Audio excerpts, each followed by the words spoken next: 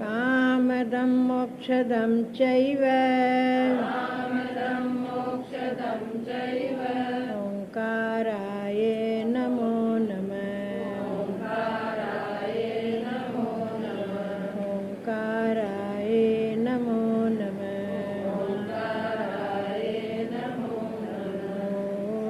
ॐ पूर्णमदः पूर्णमिदं पूर्णात् पूर्णमुदच्यते पूर्णस्य पूर्णमादाय पूर्णमेवावशिष्यते।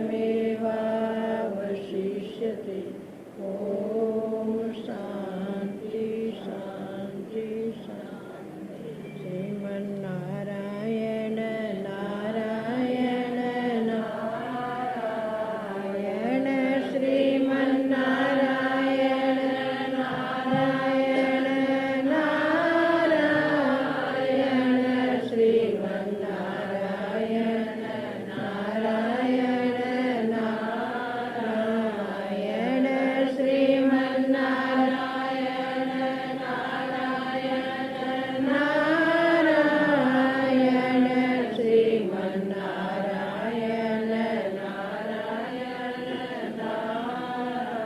नारायण सतसंग कर सीख भजन की रीत काम क्रोध मद लोभ में गई आयु सब बीत। श्रीमन्नारायण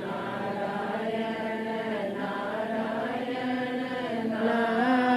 नारायण श्रीमन्नारायण नारायण नारायण श्रीमन्नारायण नारायण तेरे भावे जो करे भलो बुरो संसार नारायण तू बैठ के अपनो भवन बुहार। श्रीमन्नारायण नारायण नारायण श्रीमन्नारायण नारायण नारायण श्रीमन्नारायण नारायण नारायण श्रीमन्नारायण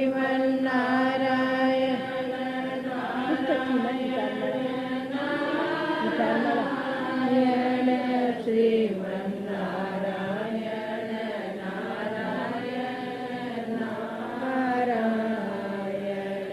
श्रीमन्नारायण नारायण नारायण किशोर ने दे नारायण नारायण श्रीमन्नारायण नारायण बोलो सच्चिदानंद भगवान की जय। सद्गुरुदेव महाराज की जय। सब संतन की जय।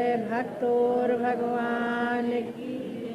बोलो वृंदावन बिहारी लाल की जय। पवन सुत हनुमान की जय। उमापति महादेव की जय।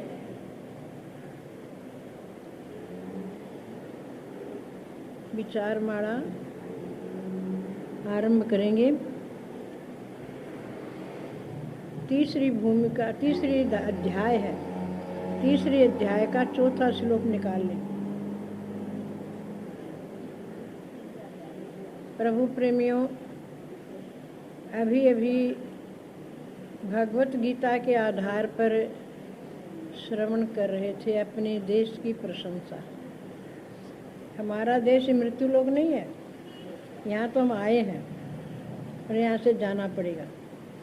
हमारे देश में ये सूर्य देव प्रकाश नहीं कर सकते, अग्नि का प्रकाश नहीं, वहाँ पर चंद्रमा का प्रकाश नहीं, वहाँ पर पति पत्नी का व्यवहार नहीं, माता पुत्र का प्यार नहीं, वहाँ पर ये अनात्म जगत है ही नहीं। वो हमारा देश। वहाँ जाने की इच्छा करते हो कि नहीं? न वहाँ पति है, न पत्नी है, न बच्चे हैं, न सूर्य चंद्रमा, क्या जाएंगे? हमारा देश तो वही है। विदेश में हम कितने दिन रहेंगे? तो अभी ये भी सुना कि नित्य प्राप्ति की प्राप्ति, वो प्राप्त हमारे को भूल गए। ये भगवत गीता के आधार पर आप श्रवण कर रहे थे। अब आइए आपके सामने उस ब्रह्म तत्व, परमात्मा तत्व जाने के लिए सीढ़ी बताते। क्योंकि जैसे आप मकान पर चढ़ते हो तो सीढ़ियाँ होती हैं, पर आजकल तो लिफ्ट का ज़माना भी आ गया, खड़े हुए ऊपर चढ़ गए। तो अनात्म शरीर को चढ़ाने के लिए सीढ़ी और लिफ्ट आदि होते हैं, पर अपने स्वरूप की ओर जाने के लिए, आत्मा की ओर जाने के लिए सीढ़ियाँ कितनी, वो भी अंतःकरण स्थिति बताते हैं। सीढ़ी का मतलब अंतःकरण की अवस्था। तो 7 भूमिकाएं बताई है, 7 सीढ़ी बताई। ब्रह्म की प्राप्ति के लिए 7 सीढ़ी। कोई 150 सीढ़ी नहीं चढ़ना है, 7 सीढ़ी तो चढ़नी पड़ेगी।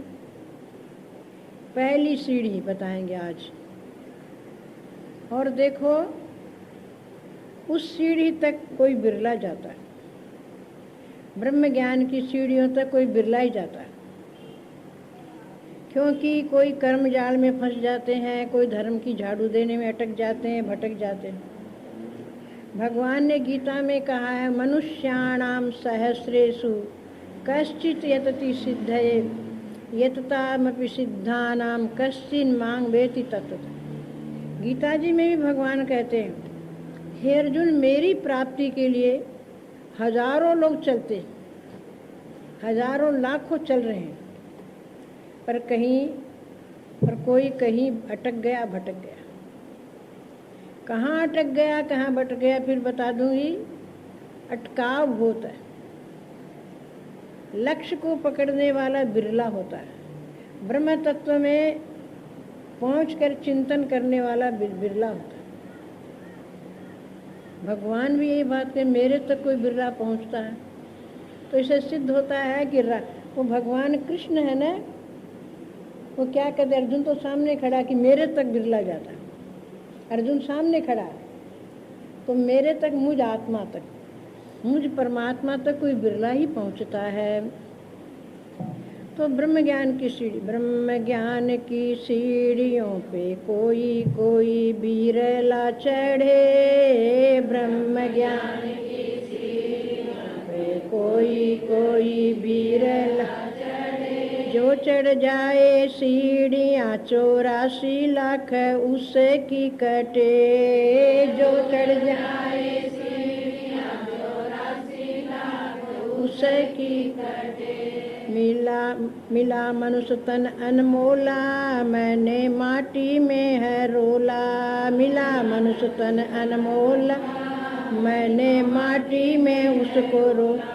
सतगुरु ने कृपा करके विवेक का ताला खोला। सतगुरु ने कृपा करके विवेक का ताला खोला। माटी से कंचन करे, कि माटी से कंचन करे। जो चढ़ जाए सीढ़ियाँ 84 लाख उसकी टड़े। जो चढ़ जाए सीढ़ियाँ 84 लाख उसकी टड़े। ब्रह्म ज्ञान की सीढ़ियों पे कोई कोई बिरला चढ़े। ब्रह्म ज्ञान की सीढ़ियों पे कोई कोई बिरला चढ़े। जो चढ़ जाए सीढ़ियाँ 84 लाख उसकी कटे। मैं जो चढ़ जाए सीढ़ियाँ 84 लाख उसकी कटे। मैं जब से जगत में आया था अपना आप भुलाया। मैं जब से जगत में आया था अपना आप भुलाया। गुरु ने मेरे मन मंदिर में है ज्ञान का दीप जलाया। गुरु ने मेरे मन मंदिर में ज्ञान का दीप जलाया। कि कागा से हंसा करे, कि कागा से हंसा करे, जो चढ़ जावे सीढ़ियाँ 84 लाख उसकी टड़े। जो चढ़ जावे सीढ़ियाँ 84 लाख उसकी टड़े। ब्रह्म ज्ञान की सीढ़ियों पे कोई कोई बिरला चढ़े। ब्रह्म ज्ञान की सीढ़ियों पे कोई कोई बिरला चढ़े। जो चढ़ जावे सीढ़ियाँ 84 लाख उसकी कटे। जो चढ़ जावे सीढ़ियाँ 84 लाख उसकी कटे। गुरु काम क्रोध से बचाए और राग द्वेष को मिटाए। गुरु काम क्रोध से बचाए और राग द्वेष को ये प्रेम का सागर बन के खुद पीवे और पिलाए। ये प्रेम का सागर बन के खुद पीवे और पिलाए। कि सबसे प्रेम करो, कि सबसे प्रेम करो, जो चढ़ जावे सीढ़ियाँ 84 लाख उसकी टड़े। जो चढ़ जावे सीढ़ियाँ 84 लाख उसकी कटे। ब्रह्म ज्ञान की सीढ़ियों पे कोई कोई बिरला चढ़े। ब्रह्म ज्ञान की सीढ़ियों पे कोई कोई बिरला चढ़े। जो चढ़ जावे सीढ़ियाँ 84 लाख उसकी कटे। जो चढ़ जावे सीढ़ियाँ 84 लाख उसकी कटे। मैं गुरु पर जाऊँ वारी, जाऊँ लाख लाख बलिहारी। मैं गुरु पे जाऊँ वारी, जाऊँ लाख लाख बलिहारी। स्वरूप का पता बता के मेरी डूबत नैया तारी। स्वरूप का पता बता के मेरी डूबत नैया तारी। कि आत्म रूप लखे, कि आत्म रूप लखे, जो चढ़ जावे सीढ़ियाँ 84 लाख उसकी कटे। जो चढ़ जावे सीढ़ियाँ 84 लाख उसकी कटे। ब्रह्म ज्ञान की सीढ़ियों पर कोई कोई बिरला चढ़े। ब्रह्म ज्ञान की सीढ़ियों पे कोई कोई बिरला चढ़े। जो चढ़ जावे सीढ़ियाँ 84 लाख उसकी कटे। जो चढ़ जावे सीढ़ियाँ 84 लाख उसकी कटे। गुरु आया बन अवतार है जिसकी महिमा अपरंपार है। गुरु आया बन अवतार है जिनकी महिमा अपरंपार है। कोई माने या न माने ये तो वो ही कृष्ण मुरार है। कोई माने या न माने कि गोपियों के भाग खुले, कि गोपियों के भाग खुले। ब्रह्म ज्ञान की सीढ़ियों पे कोई कोई बिरला चढ़े। ब्रह्म ज्ञान की सीढ़ियों पे कोई कोई बिरला चढ़े। जो चढ़ जाए सीढ़ियाँ 84 लाख उसकी कटे। जो चढ़ जाए सीढ़ियाँ 84 लाख उसकी कटे। बोलो सच्चिदानंद भगवान सद्गुरुदेव महाराज। प्रभु प्रेमियों, ब्रह्म का बोध, ज्ञान माने बोध। ब्रह्म ज्ञान की सीढ़ियों पर कोई बिरला ही जाता। क्यों? कोई किधर अटक गया, कोई उधर भटक गया, इधर उधर रह जाता है। यानी ब्रह्म भाव को कोई बिरला प्राप्त होता है। हजारों लाखों करोड़ों में कोई बिरला। पर आप ये न सोचना कोई बिरला जाता तो हम निश्चिंत रहें, हम ही बिरलों में चेष्टा कर रहे हैं। तो ब्रह्म ज्ञान की 7 सीढ़ी बताई, उसको 7 भूमिका भी कहते हैं। और वो अंतःकरण की अवस्था है, कहीं दूर चल के नहीं जाना, अंतःकरण की अवस्था बदल जाती। तो गुरु को शिष्य कहता है और शिष्य गुरु से कहता है, प्रश्न करता है। गुरु शिष्य संवाद आपके सामने आएगा। रामायण में 4 संवाद है, गीता में भी 2 संवाद है, भगवान कृष्ण अर्जुन का, काकभूषण गरुड़ जी का और शिव पार्वती का इत्यादि संवाद से बात समझ में आती। तो अब दोहा हम पढ़ेंगे, चौथा 3री अध्याय का। बोलत सहज सुभाव जे बचन मनोहर संत, बोलत सहज सुभाव जे बचन मनोहर संत, सप्त भूमिका ज्ञान की तिन्हि में दर्शंत, सप्त भूमिका ज्ञान की इसका तात्पर्य क्या है? संत महात्मा गुरुजन सहज स्वभाव बोलते हैं और मन को हरने वाले शब्द बोलते हैं, मन को हरण कर लेते हैं। और सहज स्वभाव बोलेंगे, मन को हरने वाले वचन बोलेंगे, उसमें ज्ञान की 7 भूमिका दर्शा देंगे। ज्ञान की जो 7 सीढ़ी है वो बताएंगे। तो शिष्य पूछता है, भो भगवन मैं दुखी अति और न कछु सुहात, भो भगवन मैं दुखी अति और न कछु सुहात, सप्त भूमिका ज्ञान की कहो मोहि समझाए, सप्त भूमिका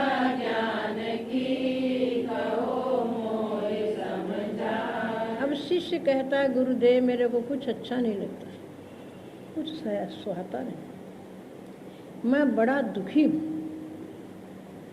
क्यों दुखी हूँ? कि मैं 7 भूमिका जानना चाहता हूँ, ब्रह्म ज्ञान की सीढ़ी मैंने मार्ग चाहता हूँ। ऐसे ज्ञान हो गया तो भी मैं अटक रहा हूँ इधर उधर।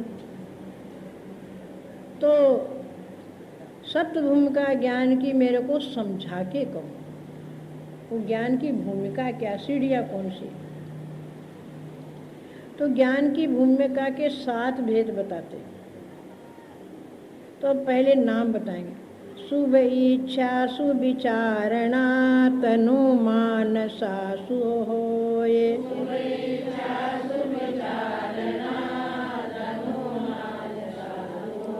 सत्वापति असंशक्ति पदार्था भावनि सोय,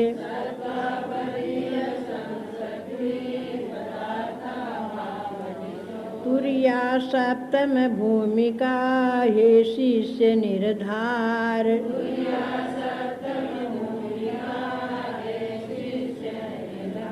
जो कुछ अब संशय रहे वर्णों सो ही प्रकार,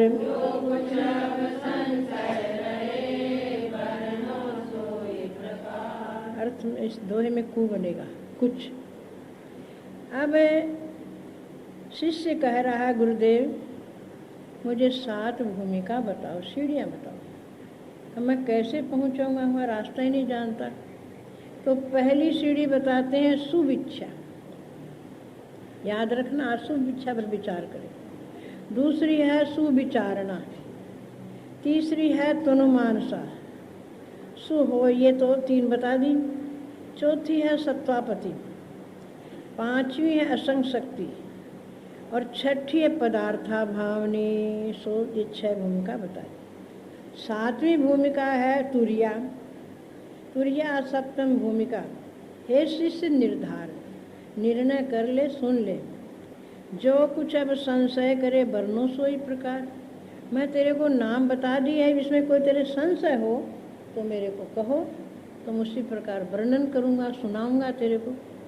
नाम बता दिया। आपको भी नाम ध्यान में रखना चाहिए। पहली कौन सी है? सुविच्छा। दूसरी, तीसरी और चौथी, पांचवी, छठी, सातवीं। आप लोगों को नाम ध्यान में। तो अब हे शिष्य, इनमें तेरे कोई संशय है तो तू पूछ और बोल। मैं तो सब सुना दी, नाम सुना दी। तो ये गुरु ये शिष्य बोल रहा है, गुरुदेव नाम सुना मैंने, तो इनका स्वरूप वर्णन करी। क्या कहता है? भो भगवन लघुमति मम, रहस्य लयो नहीं जात।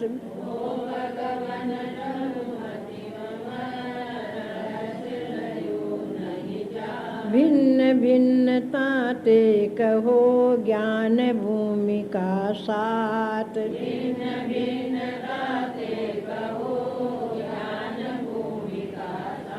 शिष्य कहता है, गुरुदेव मेरी बुद्धि लघु माने छोटी है, तुच्छ है, मैं रहस्य नहीं समझा। मेरे को अलग अलग 7 भूमिकाओं बताओ, और अलग अलग बताओगे तो मैं समझूंगा। खाली नाम बता के छोड़ दिया आपने, तो इनका अलग अलग स्वरूप बताओ। तो पहले सुविच्छा बताते। विषय बिखे भई द्वेषता, गुरु तीरथ अनुराग।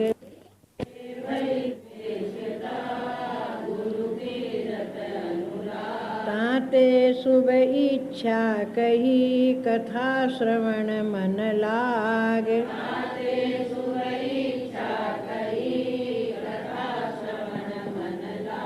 अब गुरु स्वरूप बताते कि हे शिष्य, 5 विषय हैं। कितने विषय हैं? नाम, शब्द, ये 5 विषय। और ये 5 विषय किसके हैं? 5 ज्ञान इंद्रियों के। ज्ञान इंद्रियों के रूप विषय नेत्र का है, रूप बिना हम देख सकते क्या? शब्द विषय श्रोत्र का है, स्पर्श त्वचा का है, रस विषय रसना का है, घ्राण विषय, घ्राण का विषय क्या है? गंध। तो 5 ज्ञान इंद्रियों के 5 विषय। हे शिष्य, उनमें द्वेष होना। द्वेष का मतलब वैराग्य होना। क्योंकि विषयों में रहने वाले दोष देखना। विषयों में कितने दोष रहते हैं? 3 दोष। 3 दोष कौन से? अतृप्ति दोष, क्षीणता। विषयों में 3 दोष है। ये विषय ऐसे लड्डू है, इसमें 3 प्रकार का जहर भरा हुआ। हमारे सामने लड्डू हो और बर्क लगी हुई हो, मेवा डाला हुआ हो, चांदी के थाल में हो, रेशमी वस्त्र से ढका हुआ हो, और हमें भूख लगी।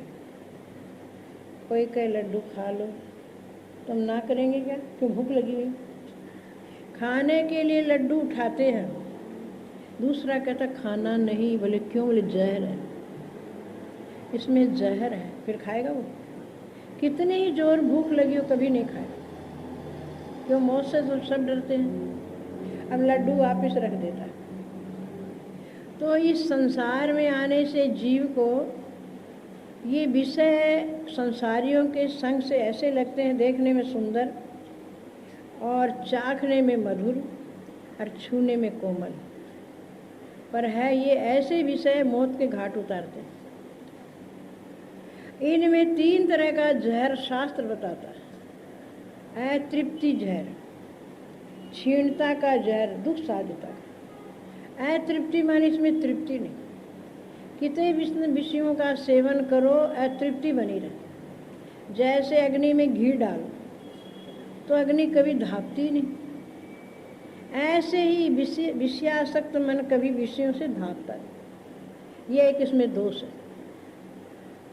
इस पर बहुत बहुत कहानियाँ आपको सुनाई हुई है अयाती राजा की, और कहानियाँ मिलती है। बड़े बड़े राजन और भूमन तिनकी तृष्ण न बूझी, लपट रहे माया मदमाते लोचन कछु न सूझी। बड़े बड़े राजा महाराजा सेठ साहूकार इसमें विषयों में लपटे रहे और भोगों में आसक्त रहे। उनकी तृष्णा धापती नहीं थी, जैसे अग्नि घी से नहीं धापती। माया के मद में अंधे रहते थे। तो हे शिष्य, ये विषय है, इसमें एक दोष है, तृप्ति नहीं आती। और दूसरा दोष क्या है? क्षीणता का। ये धीरे धीरे क्षीण हो जाते। आप देखिए, नेत्र देखते देखते अंधे होते हैं कि नहीं? मोतियाबिंद हो गया है जी, ऑपरेशन करो। देखते देखते आंखों ने जवाब दे दिया, और सुनते सुनते कान भी ऊंचा सुनने लग जाते, तो क्षीण हो गया। और त्वचा है, वो भी स्पर्श करने में कोमल कठोर स्पर्श करते करते अब वो भी कड़ी हो जाती। रसना के द्वारा कितना खाया होगा, कितना हमने भोजन किया होगा। भोजन करना और बात है, पर चटपटा खटपटा स्वादिष्ट बना बना के आज ये बनाओ, आज ये बनाओ, चाट बनाओ, आज ये बनाओ। जिसने खाई चाट उसने पकड़ी खाट, फिर बीमार हो जाता है। एक तो बीमार होता है असंयम से, एक बीमार होता है प्रारब्ध से। कई की बीमारियां प्रारब्ध से अचानक आ जाती है, और इतनी बड़ी आ जाती है कि हम कह नहीं सकते। मन में तकलीफ भी होती, कोई उपाय नहीं, वो तो वही प्रारब्ध से आई। और असंयम से बीमारी नहीं करनी चाहिए। संयम रखो जीवन में, संयम करो बीती जा रही घड़ी, संयम करो बीती जा रही घड़ी। पल पल में टूट रही सांसों की लड़ी, पल पल में टूट रही सांसों की लड़ी। संयम करो, घड़ी जा रही है, जिंदगी जा रही है कि नहीं? क्षीण हो रही है, और श्वास भी जा रहे हैं, वापस नहीं आएंगे, निकलेंगे। आप सोचते हैं आ भी रहे, आ नहीं रहे। तो एक तो असंयम से बीमारी पैदा कर रहे हैं।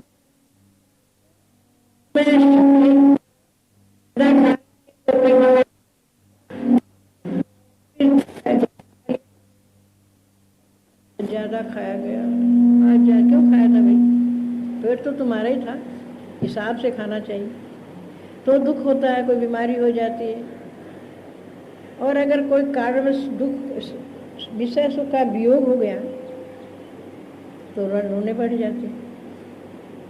पति है, पुत्र है, परिवार में कोई भी चला जाए, वियोग हो जाए तो दुख होता है।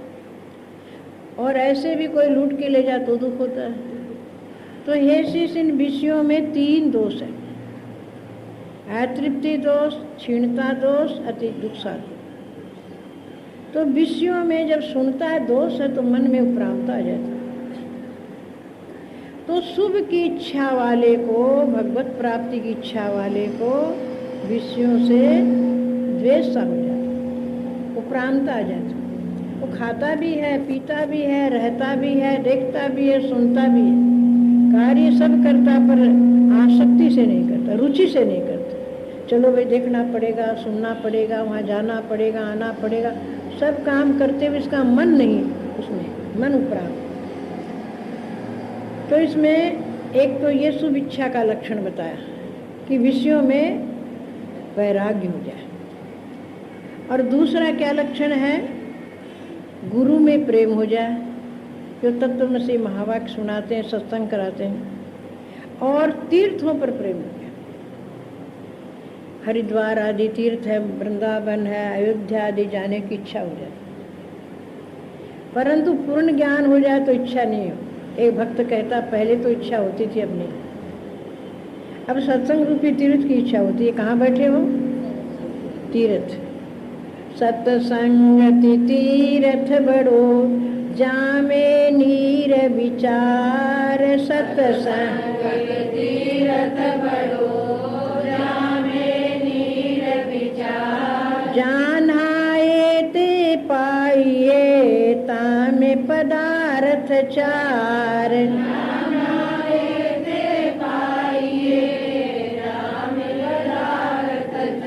सत्संग सबसे बड़ा तीर्थ है। अगर कहीं तीर्थों पर चले गए तो सत्संग करेंगे तो मन लगेगा, नहीं लगेगा,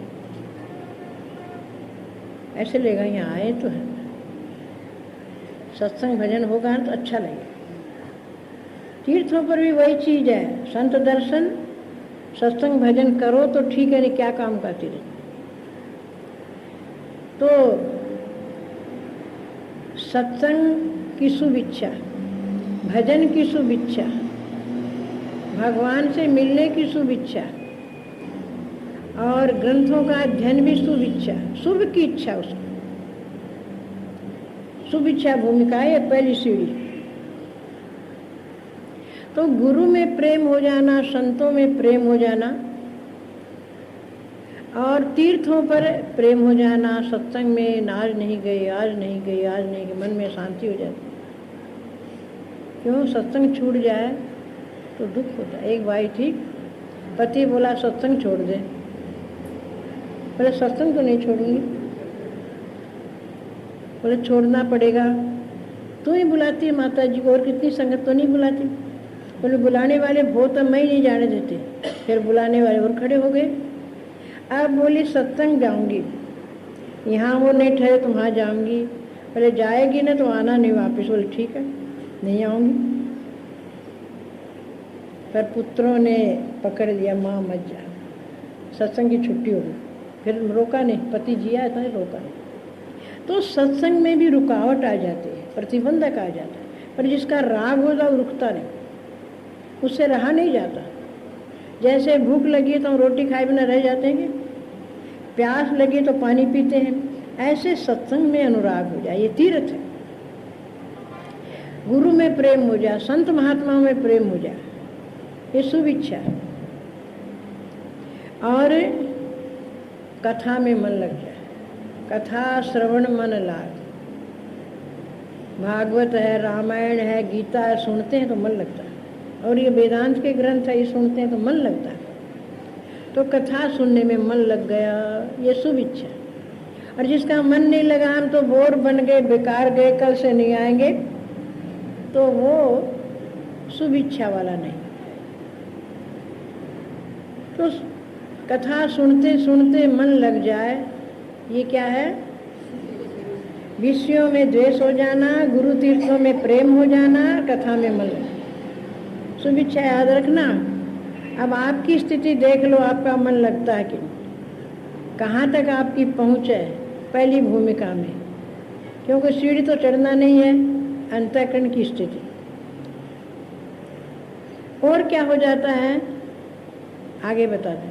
भगवत रति गतियान मति प्रेम युक्त नित चीत, भगवत रति गतियान मति प्रेम युक्त नित चीत, गुण गावत पुलकित हृदय दिन दिन सरस सुहीत, गुण गावत पुलकित हृदय दिन दिन सरस सुहीत। अब इस दोहे में कहा भाई, भगवान में कथा में प्रेम हो गया, गुरु में प्रेम हो गया,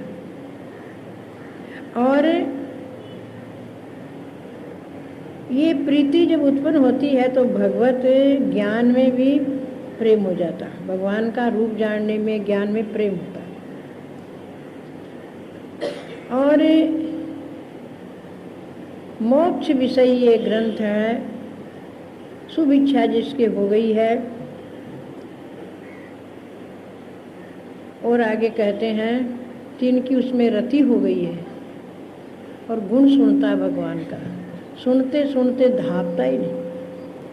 कथा में से कोई बीच में बुला ले तो क्रोध आने लगता है, गुस्सा आने लगता है, धापता ही नहीं सुनते सुनते।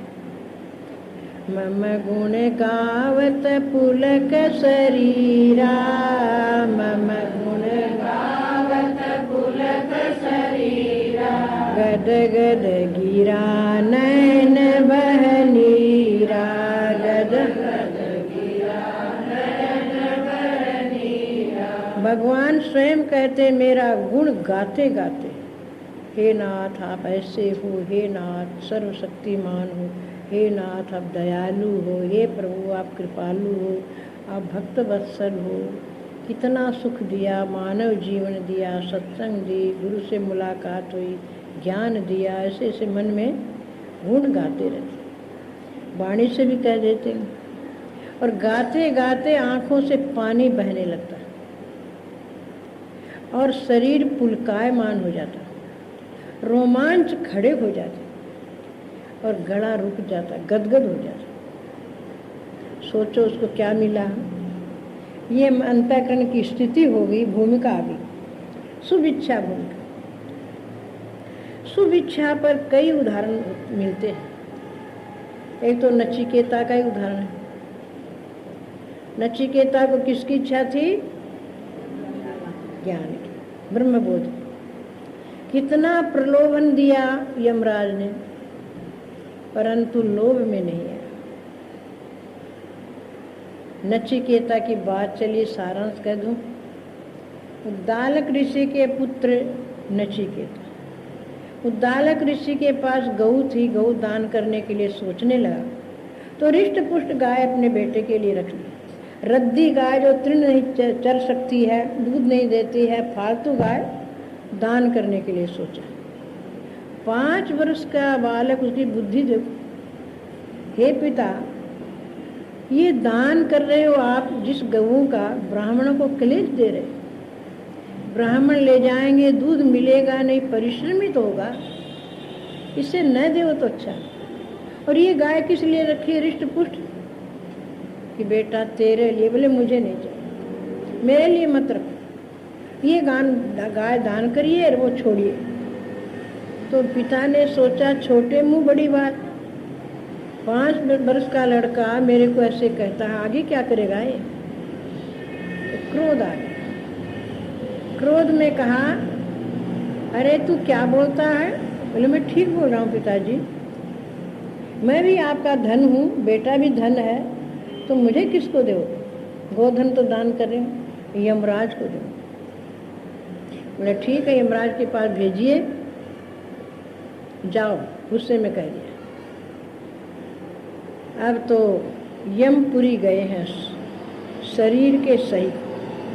किस मृत्यु लोक में? ये मृत्यु लोक तो है ही, पितर लोक भी है, प्रेत लोक भी है। प्रेत लोक यमपुरी एक ही बात। तो वहाँ नचिकेता गया तो यमराज ने कहा, अरे 5 वर्ष का बालक यहाँ आ गया, इसकी तो आयु बहुत है।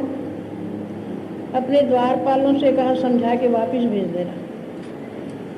परंतु द्वारपालों ने समझाया, आप अपने घर जाइए, आपकी भी समय नहीं आई। यहाँ तो वो आता जिसकी आयु समाप्त हो जाती।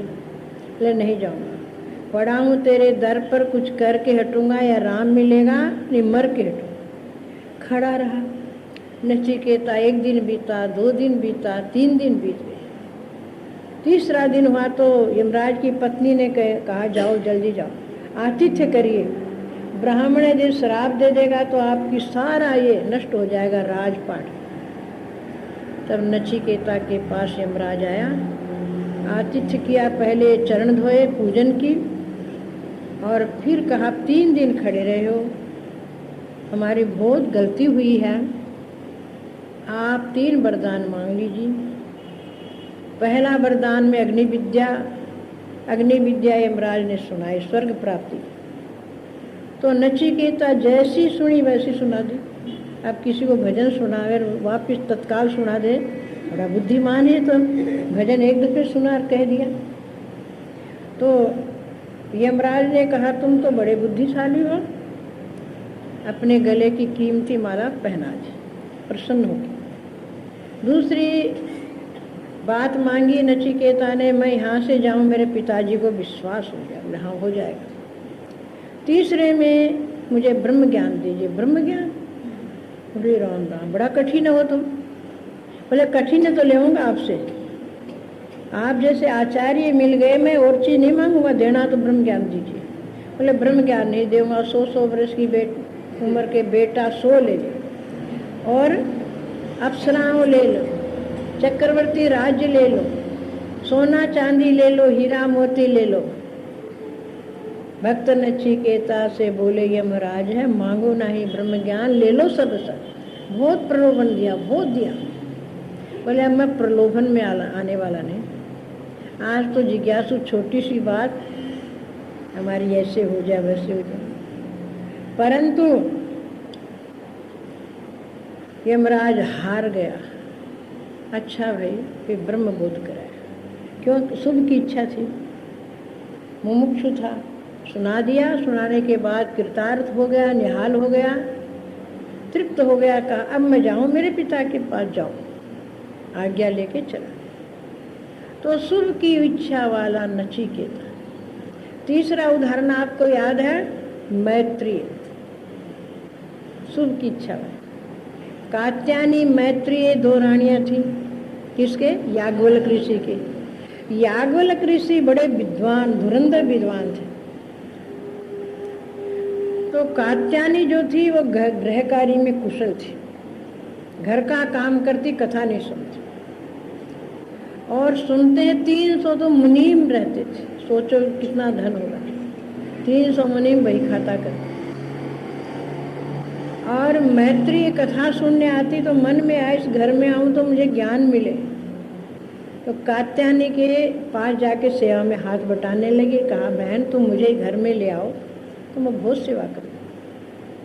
याज्ञवल्क्य ऋषि से प्रार्थना की तो उन्होंने कहा भाई मैं तो जरूरत है। बोले मेरे को जरूरत है। बोले ठीक है, शादी हो गई। शादी हो गई तो ब्रह्मचर्य से ही रही, ब्रह्मवादिनी, ब्रह्म ज्ञान चाहती थी और कुछ नहीं। सेवा करा देती, 2 रोटी 2 कपड़ा ले लेती और अपना रहती, कथा दोनों टाइम सुनती। तो शुभ की इच्छा वाली कौन थी? मैत्रेय, कात्यायनी नहीं। शुभ कौन है? परमात्मा। उसकी इच्छा वाली कात्यायनी, मैत्रेय थी। याज्ञवल्क्य ऋषि संन्यास लेने जा रहे थे। कहा देखो दोनों का बंटवारा कर देता, मेरे जाने के बाद झगड़ा न हो। तो कात्यायनी ने कहा ठीक है कर दीजिए। मैत्रेय ने कहा नहीं, बंटवारे की जरूरत नहीं, मैं 2 रोटी 2 कपड़ा लेऊंगी, जैसे दाई लेती, 2 रोटी 2 कपड़ा लेऊंगी और सेवा कर दूंगी, मुझे चाहिए नहीं कुछ नहीं। मुझे नहीं चाहिए विनाशी संसार, मुझे नहीं चाहिए पतिदेव। बोला देखो मैत्रेय तुम अभी कह रही हो भविष्य में दुख होगा। बोले कोई दुख नहीं, मुझे नहीं चाहिए। बहुत बड़ी बात कही, बहुत समझाया, पर अंत में मंजूर नहीं। शुभ की इच्छा वाली मैत्रेय ने, वो तो चले गए। याज्ञवल्क्य ऋषि वो सेवा करती और सत्संग एकांत में चली जाती। कोई सहेली के यहाँ नहीं, कोई किसी के घर नहीं जाना, अपना सेवा करके अपने ब्रह्म चिंतन में लग जाती। तो शुभ की इच्छा वाली कौन थी? मैत्रेय। तीसरा उदाहरण आपको याद है 3 रानियों वाला।